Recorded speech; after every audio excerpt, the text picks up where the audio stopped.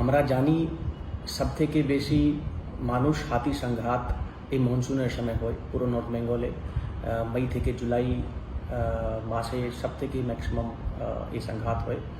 তার জন্য আমরা স্পেশাল জলদাপাড়াতে স্টেপ নিয়েছি। আমরা অনেক অ্যাওয়ারনেস করছি। টোটাল 40 টিম ডেলি বিভিন্ন এরিয়াতে, বিভিন্ন যে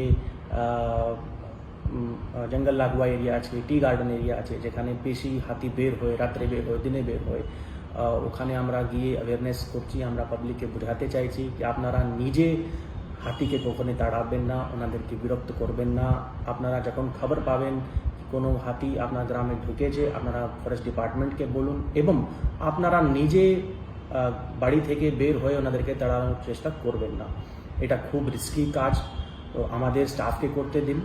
আমরা ডেইলি রাতে 28 টিম ডিউটি করছে, মোটামুটি 200 লোক ফরেস্ট স্টাফ এবং যে এফএমসি মেম্বার মিলিয়ে এলিফেন্ট এবং মানুষের সংঘাতকে রোকথাম করার জন্য ডেইলি রাত্রে ডিউটি করছে, 24/7 ডিউটি করছে এবং রাত্রে বেশি ডিউটি করছে। আমরা daily 2000 SMS public representative, different OCIC, BDO, প্রধান এবং যা যা মেম্বার রয়েছে ওনাদেরকে আমরা ডেইলি মেসেজ করি কোথায় হাতি আজকে আছে, কোথায় বের হতে পারে, আমরা লোকেশন ওনাদেরকে জানাই এবং আমরা ডেইলি GPS বেসড মনিটরিং করি, GPS বেসড পেট্রোলিং করি আমাদের টিম ডেইলি যারা ডিউটি করে। তো আমি এবং যে যারা জলদাপাড়া লাগোয়া এরিয়াতে ফেন্সিং আছে, 100 কিলোমিটার লং ফেন্সিং রয়েছে, আমরা টোটাল ফেন্সিংকে এখন রিপেয়ার করছি এবং আমরা পাবলিককে জানাতে চাই যে কন্টিনিউসলি ফেন্সিংকে মেনটেন করলে ওটা ভালো কাজ করবে। একবার ড্যামেজ হলে প্রচুর রিসোর্সেস লাগে, তো আমরা আশা করি পাবলিক এবং ফরেস্ট ডিপার্টমেন্ট মিলিয়ে সব ফেন্সিংকে ভালো রাখার জন্য চেষ্টা করবে।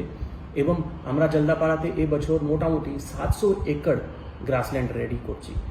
তার জন্য আমরা মোটামুটি 14 থেকে 16 জায়গা এবং 10 থেকে 12 স্পিসিস আমরা রেডি করেছি। ওটা আমরা এই মনসুনের যে সময় চলছে আমরা ফিল্ডে ওটাকে লাগাবো। ওটা হচ্ছে মেগা হার্বিভোরসের জন্য, খাবার জন্য আমরা আমাদের গ্রাসল্যান্ডস রেডি করছি।